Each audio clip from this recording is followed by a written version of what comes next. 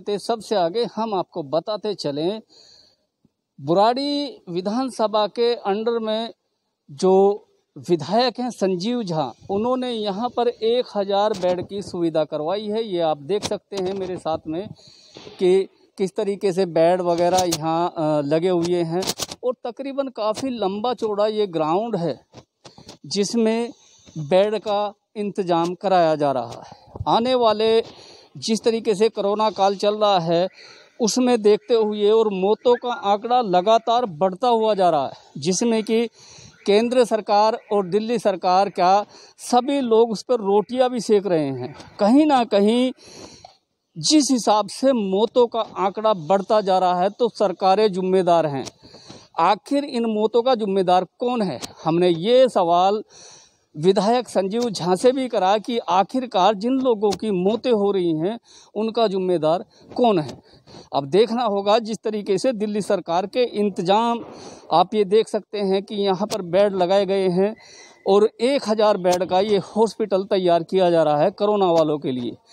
अब देखना होगा, जिसमें हमने यहाँ जानकारी भी ली कुछ इन बेडों के बारे में भी, इनकी जो लागत या कीमत वो क्या है। फ़िलहाल आप ये देख भी रहे होंगे कि किस तरीके के बेड हैं। ये बेड की कीमत तकरीबन 3000 से 3500 रुपये करीब बताई जा रही है। अब ये तो नहीं कहा जा सकता, लेकिन जिस तरीके से यहाँ 1000 बेड की व्यवस्था की गई है, दिल्ली सरकार इसमें कहीं ना कहीं कामयाब भी नज़र आ रही है। लेकिन सबसे बड़ी जो उपलब्धि हम आपको बता दें, वो उपलब्धि क्या है? उपलब्धि है क्योंकि दिल्ली में ऑक्सीजन प्राप्त नहीं हो पा रही है। कहीं ना कहीं केंद्र सरकार हैं पूरी मेहनत कर रहे हैं अपनी विधानसभा में। क्या सारे विधायक दिल्ली सरकार के इसी तरीके से मेहनत कर रहे हैं?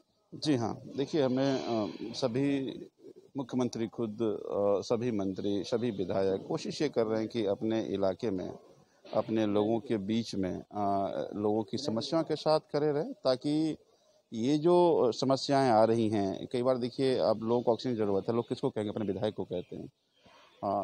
और भी कई तरह, जैसे अभी हमारे यहाँ एक डेथ हो गया था, अब उसमें संस्कार करने के लिए कोई नहीं था, तो फिर लोगों ने हमें फ़ोन किया, हम गए।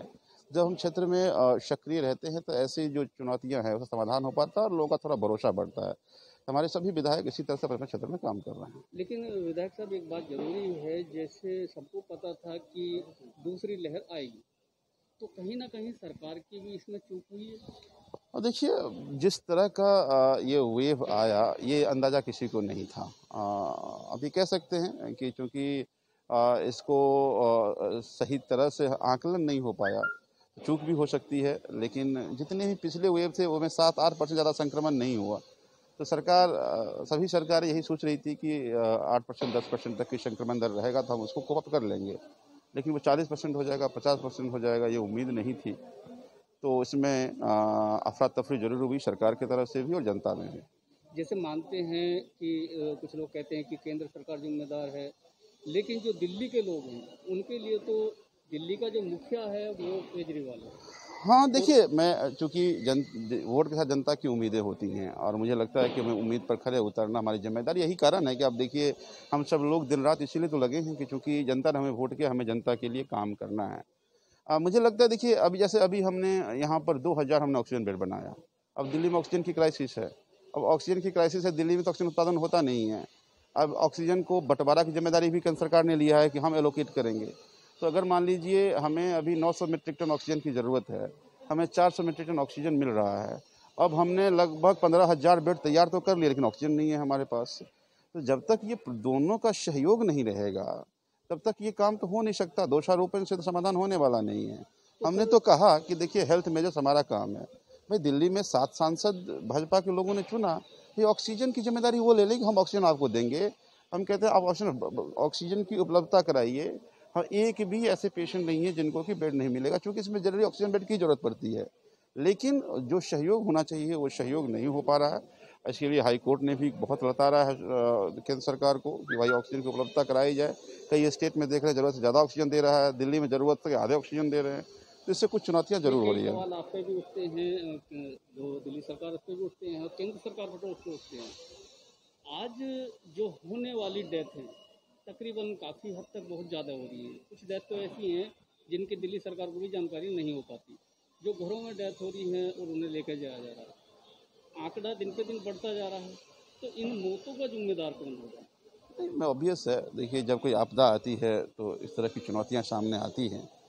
हम सब लोगों को अपना प्रयास बेहतर करना चाहिए और कोशिश यही करना चाहिए कि मौत की संख्या कम हो, बीमार जो हैं वो ठीक हो पाए, और उसके लिए यही सारी चीज़ें हो सकती हैं कि जितने भी बैंक्वेट हॉल हैं, जितने भी सामाजिक जगह जहाँ पे मिल रही है वहाँ ज़्यादा से ज़्यादा ऑक्सीजन बेड बनाएं, वो हम बनाने की कोशिश कर रहे हैं। और देखिए मैं ही नहीं, दिल्ली के हाई कोर्ट ने भी कहा है कि दिल्ली की स्वास्थ्य व्यवस्था अन्य राज्यों से बेहतर है। वो कारण भी है कि इससे बाहर के लोग, आज भी मैं रात में एक वीडियो देख रहा था जीटीवी में, 90% एम्बुलेंस यूपी से आए हुए एम्बुलेंस थे। तो दिल्ली में ये भी एक एडिशनल बोझ रहता है कि अगल बगल नेबरिंग स्टेट में चूँकि स्वास्थ्य के हालात ठीक नहीं हैं तो दिल्ली मूव करते हैं, उससे कारण थोड़ा रश बढ़ता है। लेकिन हमारी पूरी कोशिश है कि एक एक इंसान का जितना कोशिश की जान बचाया जा सके बचाएं। जिस तरीके से आज आप दिल्ली के सारे विधायक लाइन में खड़े हुए हैं, हर तरीके से जनता को बचाने की कोशिश कर रहे हैं, लेकिन फिर भी फेलियर नज़र आ रहे हैं दूसरी सरकार को, तो कहीं ना कहीं कोई ना कोई तो चूक होगी। देखिए अब आपदा है, संक्रमण दर है, ये स्ट्रेन ज़्यादा खतरनाक है तो डेथ तो हो रही है। और मैं तो कह नहीं रहा कि कहीं कोई कमी हम में नहीं है, कमियां हैं, उसको बेहतर करना है, इसीलिए दिन रात प्रयास कर रहे हैं। लेकिन एक बात मैं दावे से करता हूं कि जो प्रयास दिल्ली सरकार कर रही है, अगर सारी सरकारें इतनी प्रयास करेंगी तो देखिए आज जो ये लोड दिल्ली पर बढ़ गया वो दिल्ली के कारण नहीं है, ये नेबरिंग स्टेट के कारण भी है। तो सभी स्टेट अपने आप करने लगेंगे तो शायद ये लोड कम हो और बेहतर कर पाएँ। क्या दिल्ली सरकार आने वाले समय में कुछ ही समय में अपना ऑक्सीजन प्लांट भी लगाने की कोशिश करेगी?